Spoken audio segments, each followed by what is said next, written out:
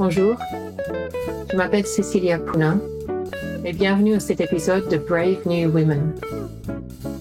Partout dans le monde, il y a les femmes ordinaires qui font les choses extraordinaires. Ce podcast leur donne une plateforme et une voix. Il nous inspire tous à faire les choses qu'on a toujours voulu faire et il aide à changer l'image des femmes.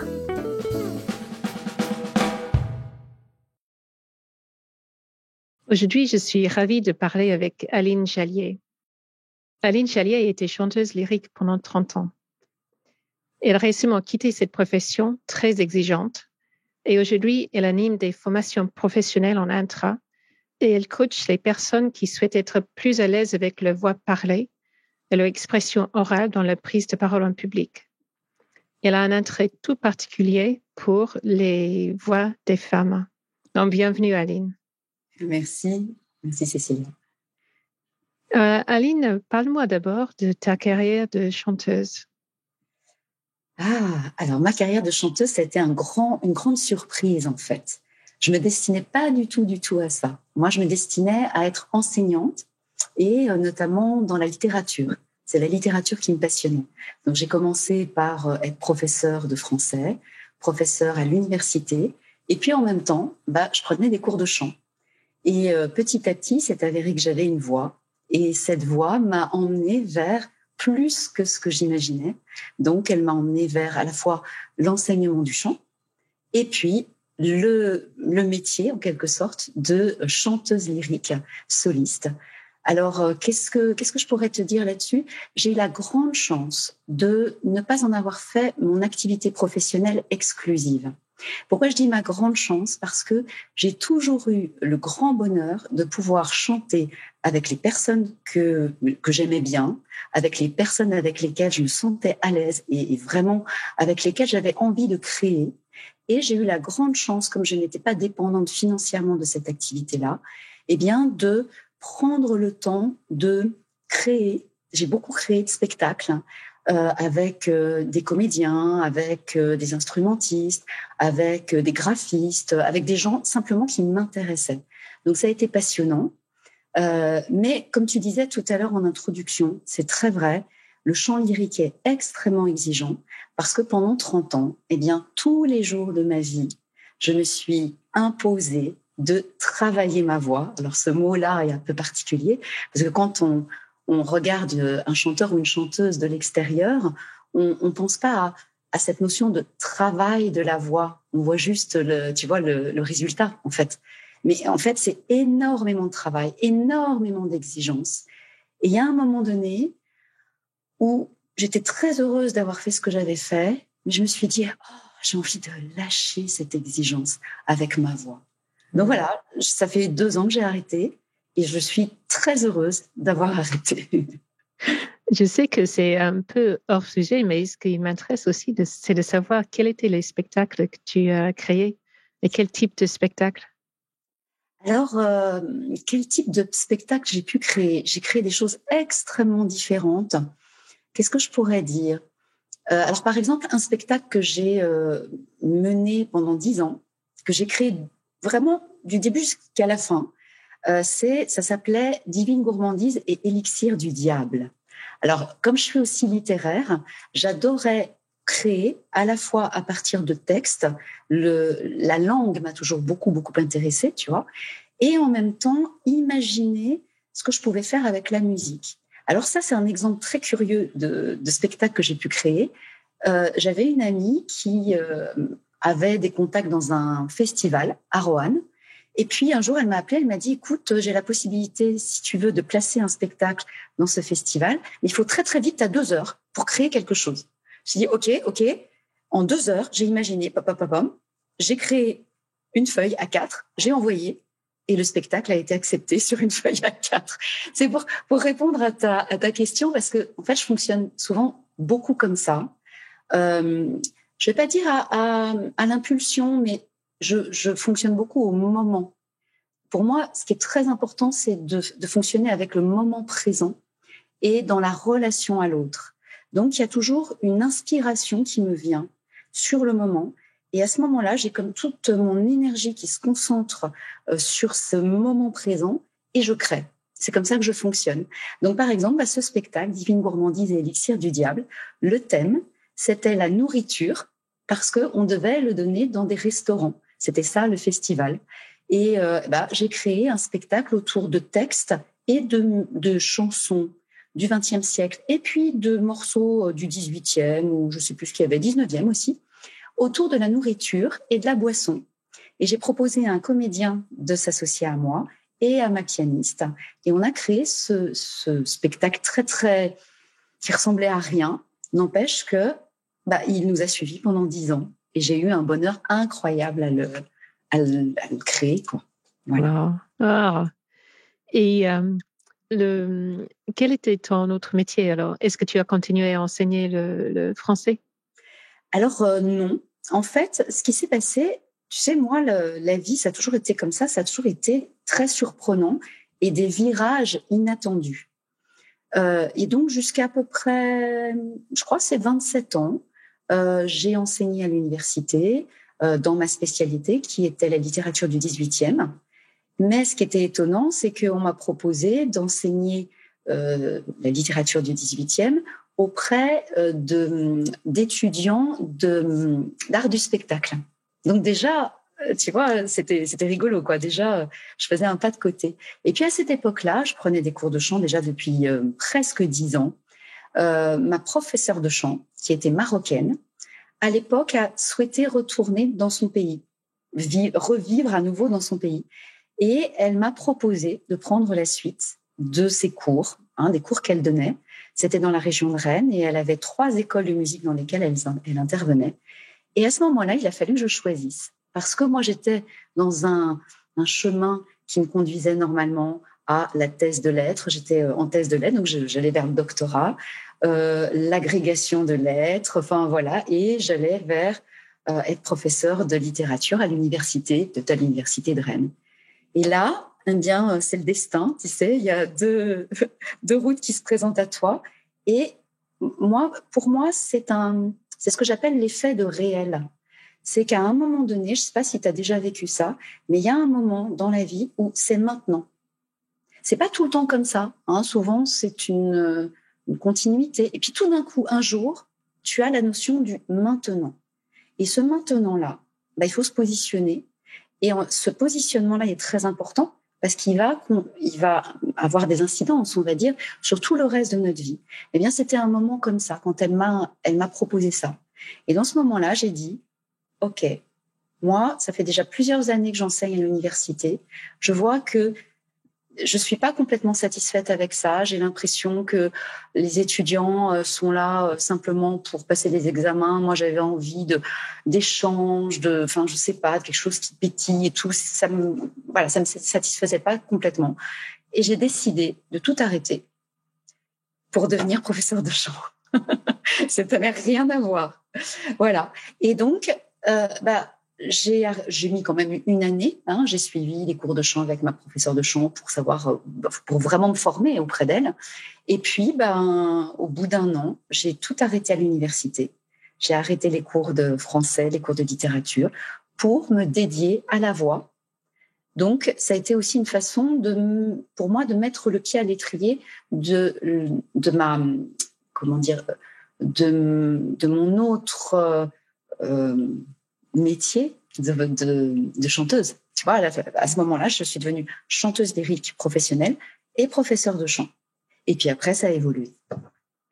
Et est-ce que quand tu as décidé de quitter la profession de chanteuse lyrique, oui. Est-ce que c'était un autre moment de maintenant? Un autre moment de maintenant? Oui, je crois. J'ai eu en fait plusieurs moments de maintenant, comme tu dis. Et ce moment-là, oui, ça fait 5 ans que je vis en Belgique, à Bruxelles. Ça a été aussi un autre maintenant, le moment où j'ai décidé de partir en Belgique, donc de partir de la France.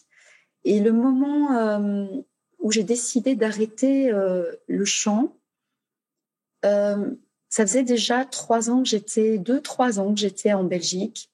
Et je voyais que c'était plus tellement satisfaisant parce que quand j'étais en France, je bénéficiais d'un réseau très important parce que ça faisait 25 ans que je chantais, surtout je chantais dans la région de Rennes, la région de Bretagne. Donc j'avais beaucoup de gens autour de moi qui me connaissaient et du coup j'avais forcément des collaborations assez régulières. Quand je suis arrivée en Belgique, j'avais déjà 48 ans. J'avais pas mes réseaux. Et donc, il a fallu que je commence à faire des réseaux, mais c'est pas tout à fait facile à cet âge-là. Généralement, on fait plutôt des réseaux à 25-30 ans dans le domaine de la musique, plus trop vers 50 ans. Alors, j'ai fait quelques petites choses, mais c'était moins satisfaisant pour moi, plus difficile. Et à un moment donné, il s'est passé quelque chose que j'aurais pu prendre comme quelque chose de très difficile, mais finalement que j'ai pris comme une occasion. Je devais créer un spectacle avec un grand ténor de la région. J'étais extrêmement heureuse parce que j'adorais sa voix. Nos deux voix allaient super bien ensemble. On avait un très, très beau projet de concert ensemble autour des mélodies françaises. C'était très, très beau. Et puis, il s'est passé que, au moment où on aurait dû faire la première, eh bien, lui, qui tournait beaucoup, en fait, aussi au niveau européen, a été sollicité pour un concert qui était très, très important pour lui en Hollande, aux Pays-Bas. Et il a dû faire le choix. Il a fait le choix de ce concert-là. Et ce moment-là, ça a été à la fois dur, hein, je vais pas te le cacher, ça a été difficile, mais en même temps, il y a eu comme une petite prise de conscience. Je me suis dit, je veux pas, en fait, à ce moment-là de ma carrière et de mon chemin, je veux plus être dépendante comme ça de choses qui peuvent se passer et qui me cassent dans mon élan. Donc non. Et j'ai dit, mais finalement, est-ce que c'est pas le moment d'arrêter? Et puis, tu sais, il y a quelque chose aussi qui est très important pour moi et que j'ai déjà mis en œuvre sur d'autres choses dans ma vie. Pour moi, c'est très important d'être conscient et consciente du moment qu'on vit et du choix qu'on doit faire. Je n'aime pas que la vie m'impose des choses. Donc, j'ai toujours préféré choisir plutôt que me faire choisir par la vie quelque part. Enfin, j'aime bien qu'on me choisisse, hein, c'est pas le problème, mais plutôt que d'avoir le sentiment que à un moment donné, la vie m'impose quelque chose que je n'ai pas choisi au bon moment. Donc là, je me suis dit, tiens, j'ai 50 ans et c'est peut-être pas le mauvais moment, en fait, pour arrêter de chanter, plutôt que de continuer et puis de m'apercevoir à un moment donné, peut-être dans 5 ans, 8 ans, 10 ans, que ma voix commence à aller moins bien et que je vais être obligée d'arrêter. Là, c'est moi qui ai choisi. Donc, ça me va. Et comment, du coup, aujourd'hui, tu es coach sur les gens qui veulent utiliser la voix pour parler? Et comment est-ce que tu transposes les techniques de chant à la voix parlée? C'est très intéressant comme question. Alors, en fait, je n'ai pas commencé à coacher des personnes une fois que j'ai arrêté de chanter. En fait, tu vois, je te disais tout à l'heure que au début de ma carrière, j'ai commencé à être professeure de chant et chanteuse. Et puis petit à petit, je suis devenue consultante, on en parlera peut-être tout à l'heure, formatrice et consultante tomatiste et chanteuse. Et puis petit à petit, je suis devenue coach de la voix et chanteuse. Donc ça fait déjà 15 ans en fait que je suis coach, hein, après avoir été professeure de chant. Alors comment je transpose? C'est une très bonne question parce que effectivement, c'est la connaissance intime, physique, corporelle, puis après auditive, mais sensorielle, je dirais, de la voix, qui m'a permis d'accompagner les personnes dans leur voix. J'aurais pas conçu autrement cette activité d'accompagnement, de coaching. C'est vraiment pour moi très important, comme c'est quelque chose de très intime, à la fois pour les personnes et pour moi.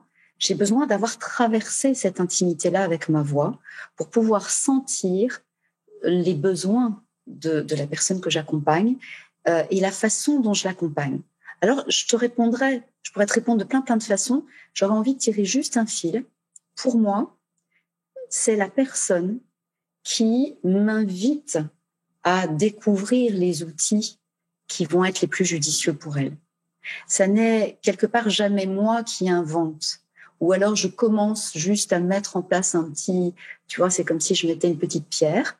Je vois un petit peu ce que ça donne. Et puis, c'est juste pour introduire, juste pour se donner l'occasion de rentrer en contact. Et puis finalement, très très vite, c'est la personne qui tisse elle-même les fils, évidemment à son insu, par sa présence, par sa façon de respirer, par ce qu'elle me dit, par ce que j'entends dans sa voix. Parce que j'ai une façon d'écouter les voix qui est très, très, je crois, très fine et très ajustée, ce qui fait que quand quelqu'un me parle, j'entends plein de choses dans sa voix. J'entends son corps, j'entends son rapport à sa voix, j'entends ce que la personne retient, ce que la personne envoie. Enfin, j'entends plein de choses. Et après, pour être plus précise par rapport à ta question, eh bien, moi, je crois que la voix chantée et le travail sur la voix chantée lyrique demande tellement de connaissances, mais pas seulement de connaissances intellectuelles, mais de connaissances intimes de la voix et d'expériences intimes de la voix, que j'ai beaucoup d'outils différents pour accompagner la voix des personnes. Je dis à chaque fois que c'est comme si j'avais une boîte à outils, je l'ouvre grand et puis j'attends. Et j'attends que la personne me parle et j'attends ce qui va se passer. Et puis là, tiens, il y a un outil, c'est comme si l'outil montait tout seul. Je dis, ah, ça c'est bien ça. Hop, et je prends mon outil. Mais ce sera jamais le même outil en fonction des personnes. Quels sont les types de problématiques que tes clients pourraient avoir sur la voix? Alors, c'est très intéressant parce qu'en ce moment, tu sais, j'écris un livre sur la voix des femmes et je me pose cette question-là, notamment la question de quelles sont les problématiques que les hommes apportent lorsqu'ils viennent pour travailler sur leur voix et quelles sont les problématiques que les femmes amènent. Et je me suis rendu compte que souvent, les personnes venaient avec un malaise avec leur voix, que les femmes souvent me disaient on ne m'entend pas, on ne m'écoute pas, je n'arrive pas à me faire entendre et c'est très très difficile pour moi. Je n'aime pas ma voix. Toi qui es coach aussi de la voix, tu connais bien ça, j'imagine. Je n'aime pas ma voix. Je suis pas bien avec ma voix et j'aimerais tellement trouver ma voix. Alors évidemment, toi comme moi, on entend aussi voix VOIX et voix VOIE, parce qu'évidemment, travailler sur sa voix, avec cette demande-là, en tout cas par rapport à la voix, on entend aussi tout ce qu'il y a de demande par rapport à un malaise d'être et de relation et de communication, de représentation, d'exposition, mais aussi de reconnaissance, voilà, tout ça. Donc c'est tout ça qu'on aborde à travers la voix. Quelles sont les problématiques précises? C'est souvent des personnes qui parlent trop vite. Je te parle là plus sur le plan technique. Donc des personnes qui parlent trop vite, avec un débit beaucoup trop rapide. Donc soit qui ont du mal du coup à se faire entendre parce que les personnes n'arrivent pas à les écouter et à être concentrées sur leur voix, ou alors ce que ça implique, ça implique des problématiques vocales, c'est-à-dire que lorsqu'on parle trop vite, on se fait mal, on est essoufflé, on n'arrive plus à respirer, éventuellement même on crée des pathologies vocales, donc des nodules, des choses comme ça.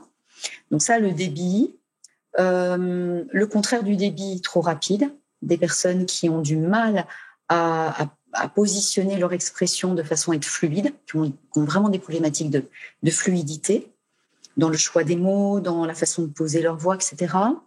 Des personnes qui se font mal, beaucoup de personnes qui se font mal avec leur voix. Donc c'est très près du travail d'une orthophoniste. Là, moi, ça m'est déjà arrivé même de faire un travail de rééducation vocale pour des personnes qui ont des nodules. Donc ça, c'est aussi quelque chose que je fais. Et puis, tout simplement, des personnes, notamment des professionnels, qui doivent prendre la parole en public, en réunion, en conférence, en symposium, je ne sais pas, devant beaucoup de monde, et qui ont beaucoup de difficultés à avoir une voix audible et une voix surtout qui intéresse, qui capte l'attention Donc ça aussi, je fais beaucoup ce travail-là. Des personnes qui arrivent en me disant, mais je sais que j'ai une voix complètement monocorde, qu'on ne m'écoute pas, mais pas parce que je dis pas des choses intéressantes, mais parce que c'est terrible, quoi, je le sais bien. Je m'entends bien, j'entends que c'est très ennuyeux ce que je dis. Et apprenez-moi à intéresser les autres. Donc voilà, c'est un petit peu tout ça. D'accord. Et tout à l'heure, tu as parlé du coaching Tomatis. Ah oui. Alors Qu'est-ce que c'est?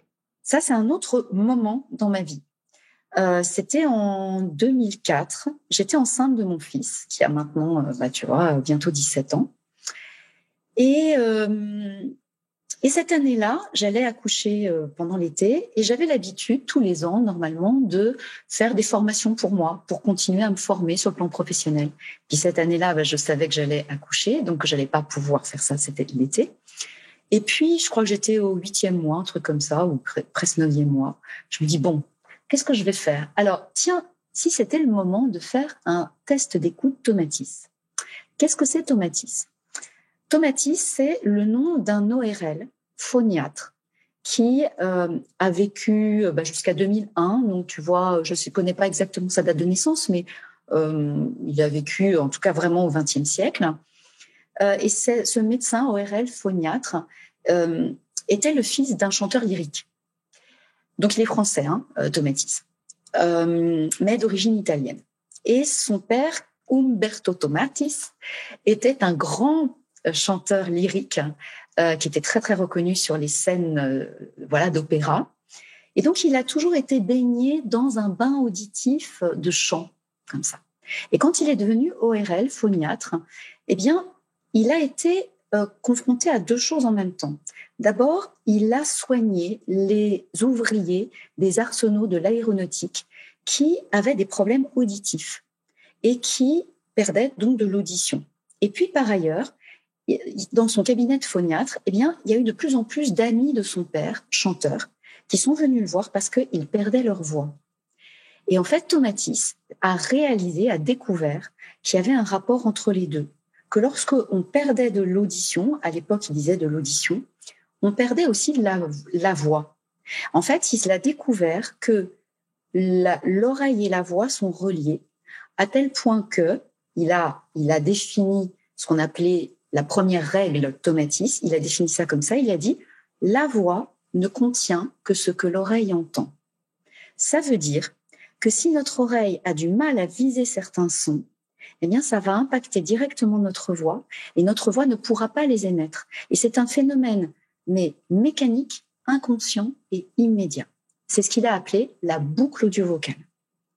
Et après, Alfred Tomatis, à partir de ses découvertes, donc il a nommé 3 lois Tomatis qu'il a déposées à l'Académie de médecine et à l'Académie des sciences. Et à partir de ça, dans les années 60, et à partir de ça, il a composé créé ce qu'on a appelé la méthode Tomatis, qui a été une méthode de rééducation de l'oreille et d'éducation à l'écoute, mais vraiment au sens physique du terme, mais aussi psycho-émotionnel, parce que pour lui, l'oreille, ça n'est pas que la fonction auditive, mais c'est aussi tout ce qui est la fonction motrice, la fonction de la concentration, tout ce qui est cognitif, c'est lié au cognitif, à tout ce qui est moteur et à tout ce qui est émotionnel et nerveux. Donc, en fait, ça voulait dire que lorsque on rééduquait en quelque sorte notre écoute, notre façon de viser les sons, eh bien, en même temps, on rééduquait notre voix. Et ça, voilà. Alors, je te résume très brièvement ce que c'est que la méthode Tomatis. Après, il a adapté sa méthode à d'autres secteurs que la voix. Donc, aujourd'hui, c'est très, très utilisé pour les enfants qui ont des difficultés, notamment de langage, les personnes qui ont des difficultés de concentration, d'attention, de mémorisation, et puis toutes les personnes qui ont des problématiques sur le plan nerveux et émotionnel. Et donc, je te fais tous ces petits parcours. Je reviens en 2004. Moi, 2004, donc, j'avais déjà lu un livre de Tomatis que j'avais adoré, qui s'appelle « L'oreille et la voix », qui est devenu mon livre de chevet après.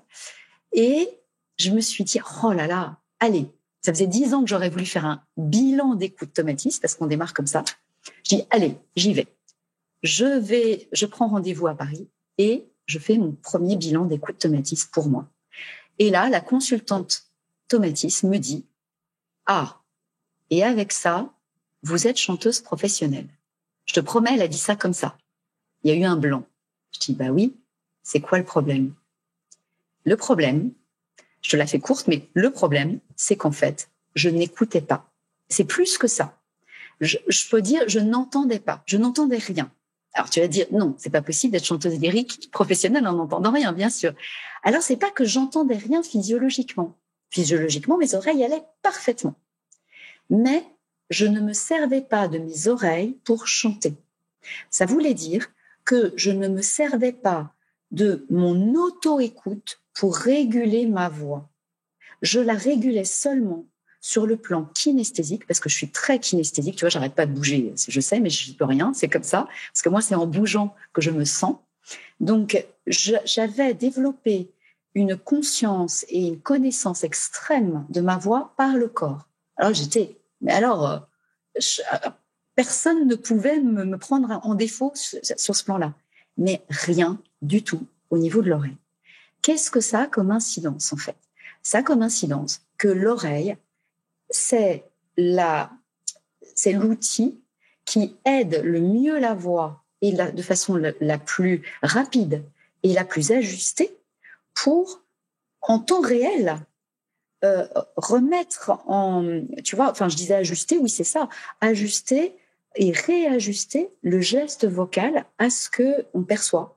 Donc, en temps réel, à la seconde et au quart de seconde près, l'oreille renseigne le cerveau sur le geste vocal et dit « Ok, tac, tac, tac », et réajuste. Et du coup, la voix, hop, change. Mais moi, comme je l'utilisais pas, ben, ça allait très lentement. Et ça voulait dire que quand je chantais, j'étais obligée de contrôler ma machine, mais extrêmement.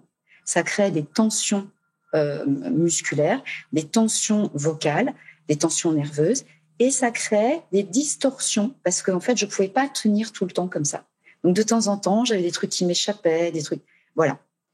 Donc, j'ai fait après ce bilan-là, j'ai accouché. Quand même. Quand même. Et puis, j'ai fait ce qu'on appelle le parcours d'écoute Tomatis, c'est-à-dire j'ai fait tout le travail de rééducation de mon oreille et qui m'a changé mais radicalement la vie. J'ai commencé déjà à perdre la voix, c'est-à-dire que pour la première et seule fois de ma vie, 3 jours avant un concert, j'étais à faune, plus rien, plus un son, parce que tout d'un coup, j'avais une oreille dont je savais pas quoi faire, et donc mon instrument, savait plus comment faire. C'est là où on est content d'avoir bien de la technique derrière. J'ai quand même fait mon concert, et puis après, j'ai appris moi-même à redécouvrir mon instrument avec ce nouvel outil, et ça m'a à tel point fascinée et complètement passionnée que j'ai décidé de me former à la méthode Tomatis, de devenir moi-même consultante Tomatis.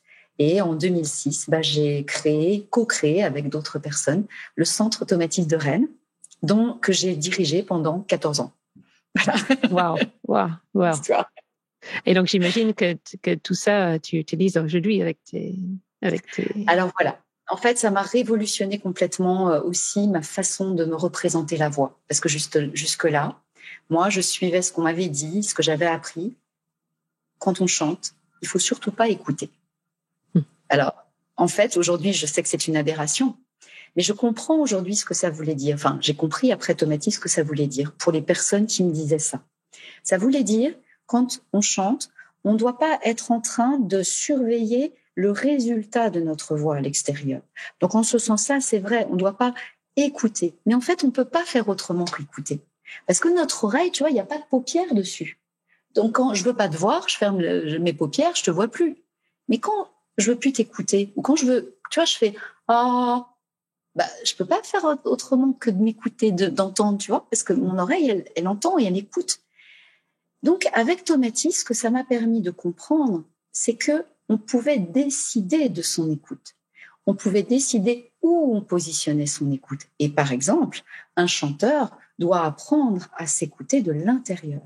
Mais on ne peut pas ne pas écouter. Donc, effectivement, ça a révolutionné mon regard sur la voix et ça a bien sûr révolutionné la façon dont j'ai accompagné les personnes. Et ça a donné lieu à mon premier livre que j'ai appelé « La voix de son être », qui était à la fois le fruit, donc que j'ai fait sortir en 2017, que j'ai fait paraître en 2017, et qui est à la fois le fruit de tout mon parcours corporel avec la voix, et puis de toute cette découverte de l'oreille. Et c'est, si tu veux, c'est comme si il manquait une pièce du puzzle. Et c'est ce qui est très intéressant, c'est que pour Tomatis, la boucle audio-vocale, ça n'est pas que la voix et l'oreille. Les orthophonistes, par exemple, ne parlent pas de boucle audio-vocale, mais de boucle audio-phonatoire. Donc, c'est vraiment la voix et l'oreille. Mais Tomatis, il a rajouté un troisième élément, c'est le corps. Donc, moi, avec l'oreille, j'ai complété ma boucle audio-vocale. J'ai eu mes 3 éléments. Et il dit, lui, que quand on a les 3, bien, en fait, ça tourne. C'est-à-dire que de ces 3, quand on modifie un de ces 3 éléments, ça modifie instantanément et mécaniquement les 2 autres. Et c'est ça, aujourd'hui, que j'apprends aux personnes que j'accompagne. Je leur apprends à utiliser les 3 en même temps. C'est pour moi qui est modeste chanteuse amateur, c'est absolument fascinant d'apprendre ça. En fait, ce dont je me suis aperçue, tu sais, c'est que il y avait très peu de personnes qui, y compris dans le domaine de la voix, c'est-à-dire aussi bien des professeurs de chant que des chanteurs, y compris des chanteurs et des chanteuses professionnels, qui n'ont absolument pas l'idée qu'il faut utiliser son oreille. Et ils savent pas comment utiliser leur oreille. C'est très étonnant à chaque fois pour moi, parce que c'est devenu depuis maintenant, tu vois, depuis 2006, que je suis formée. Donc, ça fait 15 ans, C'est devenu tellement une seconde nature. À chaque fois, je suis fascinée de voir des personnes qui, en fait, c'est comme si c'était une absence, l'oreille. Et parle-moi de livre sur lequel tu travailles, sur la voix des femmes. Oui, alors ça, c'est mon dernier petit bébé. Donc, j'ai d'abord écrit un livre sur donc la voix de son être, qui était une réflexion sur qu'est-ce que c'est que notre vraie voix. Donc, c'est comme si je partais un peu en quête de ce que beaucoup de personnes me demandent. Ils me disent, mais je voudrais connaître ma vraie voix. Ça, c'était mon premier livre. Ensuite, l'année dernière, j'ai fait paraître un roman. C'était vraiment très, très, très excitant pour moi de faire quelque chose de complètement différent. Et puis là, ça fait déjà quelques années que je m'intéresse, même je me passionne pour la voix des femmes et que je lis beaucoup, beaucoup sur cette question-là et que je projette vraiment ce livre. Et la question que je me pose et qui se pose à moi à chaque fois que j'entends une femme ou que je vois des personnes écouter la voix des femmes, c'est notre écoute. Je vais le dire comme ça, comment écoutons-nous les femmes? Mais pas comment écoutons-nous leurs paroles, parce que ça a déjà été beaucoup et c'est beaucoup, tu vois... commenté. Voilà, et commenté, exactement. Mais par contre, ce qui ne l'est pas du tout, c'est comment on écoute et on entend la voix des femmes. Et pourquoi je me suis intéressée à ça? Parce qu'en fait, moi-même, je me suis rendu compte, il n'y a pas très longtemps, il y a quelques années, que pendant, quasiment toute ma vie d'adulte, j'avais transformé ma voix, notamment ma voix parlée. En fait, j'avais aggravé ma voix. Je me suis rendu compte de ça, justement, après avoir arrêté de chanter. Après avoir arrêté de chanter. Parce que quand j'ai arrêté de chanter, j'ai arrêté de faire de ma voix un objet d'étude, tu vois, et de travail. Du coup, je l'ai laissé, peut-être je crois que je lui ai foutu un peu la paix. Et là, je me suis rendu compte qu'en fait, je sais pas, il y avait autre chose qui arrivait dans ma voix, notamment un peu plus d'aigu. Un peu plus. Tu es soprano ou soprano. Soprano. Je suis soprano. Mais en même temps, j'avais la particularité dans ma voix chantée d'avoir une étendue vocale très importante. Tu vois, j'ai chanté beaucoup de musique contemporaine, de répertoire contemporain, et notamment j'ai chanté du Xenakis, qui est vraiment un répertoire extrêmement difficile, avec une étendue vocale qui allait de l'alto au soprano lyrique et même soprano coloratour. Et le chef d'orchestre avait prévu de prendre 2 chanteurs pour faire ça, 2 chanteuses, et en fait, il m'a pris moi. Ce qui veut dire que vraiment, j'avais une étendue vocale et une capacité à la fois à aller dans les mezzos et à la fois aller dans les très grands aigus, mais en étant une soprano plutôt lyrique. Donc, c'est étonnant que ta voix chantée était soprane et ta voix parlée, tu le baissais. Alors, justement, c'est justement pour ça. En fait, je me suis rendu compte que je l'avais aggravé, mais je l'ai aggravé très tôt, vers 20, 21 ans, en arrivant, je dirais, à l'âge adulte. Parce que je me suis rendu compte que pour moi, quand j'arrivais à cet âge-là, vers 20, 21 ans, les aigus de la voix, et notamment les aigus de la voix des femmes, manquaient terriblement de légitimité et de crédibilité. Je n'aimais pas la voix des femmes à cette époque-là, mais vraiment, ça me hérissait. Je crois que, sans être consciente du tout de ce que j'entendais, de ma façon d'écouter, eh bien, j'avais une façon d'écouter qui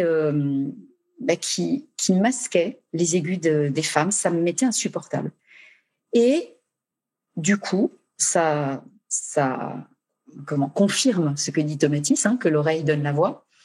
Comme je supportais pas les aigus, j'ai aggravé extrêmement ma voix. Ça me donnait l'impression d'être légitime. Parce que quand j'avais des graves dans ma voix, alors je crois que j'avais l'impression quelque part d'être un peu un homme. Et il y avait, pour moi, à cette époque-là en tout cas, que les hommes qui étaient pris au sérieux, qui étaient légitimes, qui étaient crédibles et qu'on écoutait. Donc, il y avait que les graves qui valaient le coup. Tu vois ? Et aujourd'hui, on en est où sur cette question-là ? Alors, voilà. Je crois que ça évolue énormément. Alors, depuis pas très longtemps. Et c'est justement ça, pourquoi je te racontais cette histoire-là, parce que c'est ça qui m'a fait réaliser, et un livre aussi que j'ai lu d'une Anglaise, tu dois connaître, son prénom m'échappe, Baird, elle s'appelle ça s'appelle Le pouvoir de la voix des femmes. Non, ça te dit rien? Mary Baird. Mary Baird. Et vraiment, alors là, ce livre-là m'a vraiment a créé comme une espèce de prise de conscience, parce que elle racontait vraiment dans l'histoire, et notamment dans l'histoire grecque, comment et puis depuis l'histoire grecque, et puis elle faisait tout le panorama jusqu'au XXe siècle, comment finalement, on dévalorisait les voix des femmes et les aigus des femmes, et comment les femmes, quand elles voulaient compter, et notamment dans le domaine du pouvoir, il fallait qu'elles changent leur voix. Alors, où on en est aujourd'hui, je crois que ça change, mais pas partout, pas tout le temps, et pas pour tout le monde. Tu vois, je pense que ça change notamment pour les femmes qui elles-mêmes ont acquis une certaine conscience, une certaine confiance en elles, une certaine légitimité par leur expertise, par leurs compétences, par leurs fonctions. Et que là, on peut tolérer à ce moment-là, tu vois, un petit peu n'importe quelle voix. Malgré tout, moi, je constate par exemple que les féministes, les voix des féministes, les voix de toutes les personnes LGBTQI+, et notamment les voix, je pense à Alice Coffin qui a écrit un livre dernièrement qui est absolument passionnant, qui s'appelle Le génie lesbien. Des voix comme ça qui sont pas du tout des voix habituelles et qui sont des voix qui revendiquent un peu, tu vois, qui ont de la verve et qui sont pas des voix sages, des voix de femmes qui se mettent en colère, des voix des femmes qui revendiquent. C'est encore assez insupportable pour notre oreille. On aime bien les voix des femmes qui sont un peu sages, un peu rangées, un peu posées. Alors là, on dit « Ah, j'adore ta voix parce que c'est une voix posée. » Alors, c'est chouette, c'est bien. Mais moi, je me pose la question. Et si ma voix, à un moment donné, n'est plus posée, est-ce que on supporte encore ma voix? Est-ce que c'est encore une voix de femme? Est-ce qu'on accueille encore ma voix? C'est cette question-là, tu vois, que je me pose. Et comment les femmes aussi prennent la parole, mais avec leur voix, c'est-à-dire qu'est-ce qu'elles font de leur voix dans une société où on leur demande finalement d'avoir une voix assez bien cadrée, bien rangée. Et je me pose la question de l'influence qu'a notre écoute collective sur la façon dont les femmes utilisent leur voix. Donc, c'est cette question-là que j'interroge. Et alors, en ce moment, simplement pour terminer, juste pour te confier ça, parce que j'adore ce que je fais en ce moment. Pour ce livre-là, donc, j'interviewe des femmes. T'en sais quelque chose, puisque je suis venue t'interviewer. Et alors, ça me passionne. Parce que j'interviewe des femmes soit qui ont un lien professionnel avec la voix, soit qui représentent par leur fonction un usage un peu spécifique de leur voix. Et alors, elles me confient des choses, mais waouh, mais juste waouh. Et ça me donne une pêche incroyable. Mm. Et si on veut te retrouver, soit pour faire du coaching avec toi, soit parce qu'on a quelque chose à dire sur la voix des femmes, où est-ce qu'on peut te retrouver? Alors, on peut me retrouver sur LinkedIn déjà, où je suis assez active. Je rencontre beaucoup de gens comme ça. Et puis, on peut aller sur mon site. Alors, en ce moment, il est en train d'être fait. Mais bon, on peut me trouver sur mon site aussi. Il y a une petite page contact. Et bien sûr, avec grand plaisir. Voilà, avec grand plaisir. Et tu arrives à travailler pendant le confinement? Alors, un peu différemment, un peu moins. Et c'est d'ailleurs pour ça que finalement, j'ai transformé cette contrainte en opportunité. Comme toutes les formations que je fais d'habitude en entreprise sont reportées, notamment les formations qui doivent se faire vraiment en présentiel. J'ai plus de temps. Et donc, j'ai dit, allez, on y va. Donc, tout ce temps-là, je le consacre à mon livre. Et c'est un grand bonheur d'avoir plus de temps pour m'y consacrer. J'ai 2 questions pour finir. La première, c'est quelle est la chose la plus courageuse que tu as jamais faite? Jamais faite, d'ailleurs. Eh bien, je crois que... alors, tu me dis une chose, je peux en dire 2? Oui, bien sûr, bien sûr, bien sûr. Parce qu'en fait, elles ont un lien. Je crois que c'est ce dont j'ai parlé tout à l'heure, c'est-à-dire le moment où j'ai décidé de basculer de la littérature à la voix, parce que c'était pas du tout évident, y compris par rapport à ma famille qui m'aidait financièrement dans mes études. Ça faisait déjà des années que j'étais dans la littérature. Et puis, j'ai choisi ce basculement dans la voix. Et ça, je crois que je suis assez fière de moi à ce niveau-là parce que c'était quand même une prise de risque. Et l'autre chose qui a un rapport, c'est quand j'ai décidé de venir en Belgique. Je suis venue en Belgique par amour pour rejoindre l'homme de ma vie qui est devenu mon mari. Félicitations. Merci.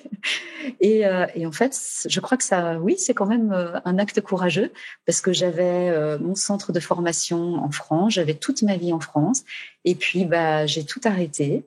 J'ai emmené mon fils qui avait à l'époque 11 ans, et puis j'ai tout recommencé en Belgique. Alors c'est pas tout à fait vrai parce que je continue à travailler en France, mais quand même, ça a été un basculement très important. Mais voilà, en même temps, je regrette pas du tout parce que ça m'a ouvert beaucoup de choses, beaucoup de portes. Et ma dernière question, c'est est-ce que pour toi d'être une femme, est-ce qu'il y a des moments où c'était compliqué, où c'était bien? Quel était l'impact sur ta vie d'être une femme? Ça, c'est une sacrée question, hein. Je crois que quand je suis rentrée dans ma carrière au début, j'aimais pas du tout être une femme. Et c'est pour ça que j'ai aggravé ma voix. Je crois que j'aurais préféré être un homme. Je crois que je le vivais comme quelque chose de compliqué, de pas très valorisant. Bon, voilà. Après, j'en ai fait quelque chose. Et je crois que j'ai découvert, mais vraiment, ça m'a pris beaucoup de temps, de découvrir ce que c'était qu'être une femme, mais qu'être dans le bonheur, tu vois, d'être une femme. Aujourd'hui, je vis vraiment le bonheur d'être une femme. Et en même temps, quand j'ai commencé à lire beaucoup sur la question des femmes pour mon livre, je lis énormément sur toutes les questions qui se traitent et qui arrivent aujourd'hui, le féminisme, tout ça. Je crois que ça m'a pris au moins une année avant de pouvoir quitter la colère. Tu vois, ça fait émerger en moi une très grande colère sur la façon dont les femmes étaient traitées dans le monde et sur tout ce qui restait encore à faire, même dans notre société française.